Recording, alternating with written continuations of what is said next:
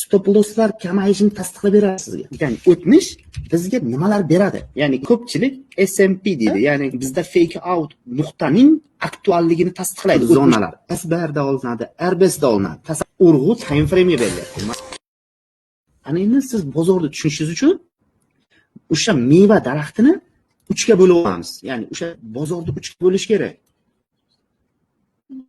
Ya'ni bozorni 3 ga bo'lib olamiz. Bozorni 3 ga bo'lib olish nimalarga olib keladi sizni? Va stop losslar kamayishini tasdiqlab beradi sizga. Endi bozorni men 3 ga bo'ldim, to'g'rimi?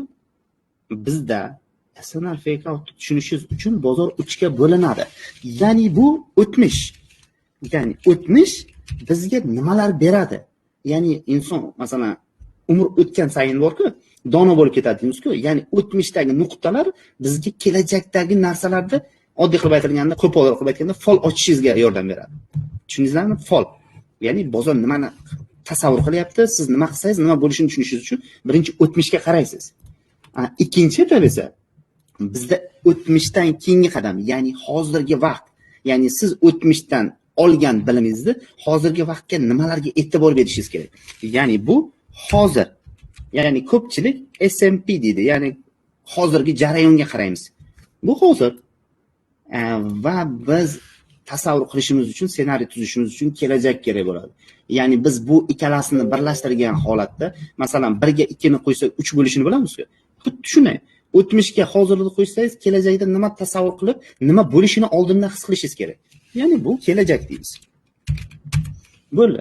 Ya'ni bozorni 3 ga bo'lib oldim. Ana endi birinchi qadamni qo'yaman. Xuddi shu daraxt qanday daraxt ekanligini bilishingiz uchun, ya'ni qanday model shakllanganligini bilishingiz uchun bozorda o'tmishiga e'tibor berasiz. Ya'ni o'tmishda SNR zonalar har xil olinadi. Bir xil zonalar SBRda olinadi, RBSda olinadi. Tasavvur qiling. 3 xil holat bor dedik. SBR, RBSda bitta holatda olinadi, fake outda.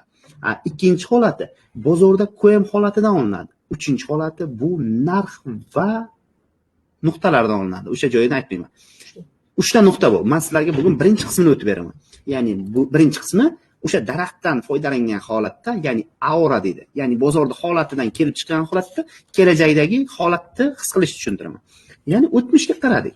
Ya'ni o'tmishda sizda qandaydir nuqtaga yetib borgan. Urg'u biz bilmaymiz qanday nuqta. O'sha nuqtani qanday shakllanishini tushuntiraman.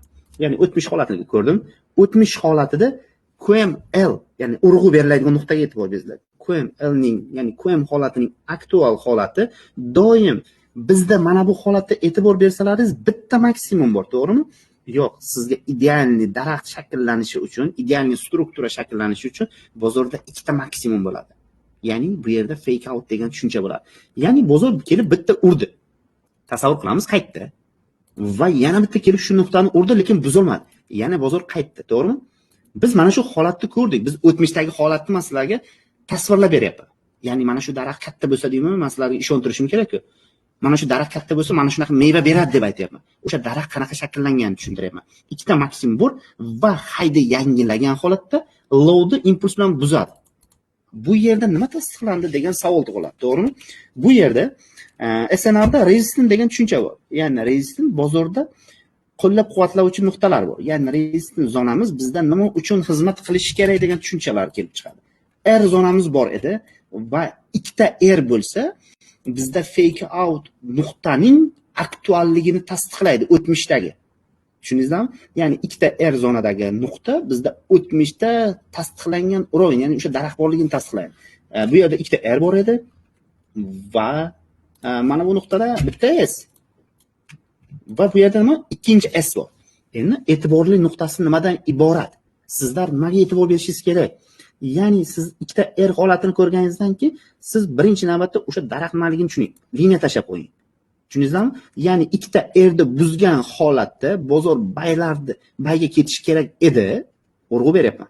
Bayga ketish kerak edi, lekin mana shu holatda bozor bitta fake out yasadi. Ya'ni fake out degani bitta yolg'onchi harakat qildi.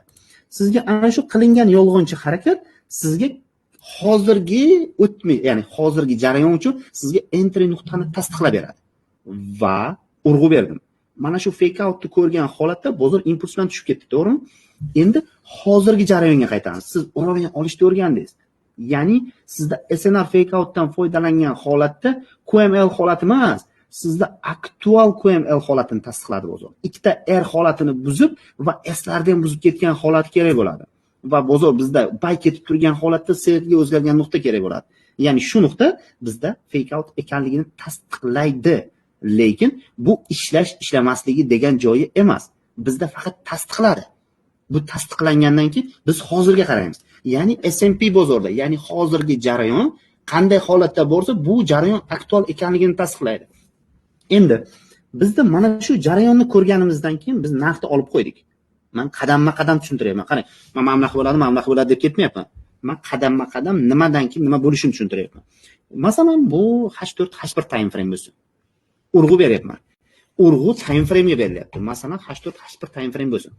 Va hozirgi bozorga kelgandan keyin bizda hozirgi jarayon tezlashib ketadi. Ya'ni shu nuqtaga nisbatan manipulyatsiya bo'ladi. Ya'ni manipulyatsiya degani sizlarni bayga ishontirgan holatda selga oqib ketishi nimadan kelib chiqadi? Shu narsani tushuntiraman.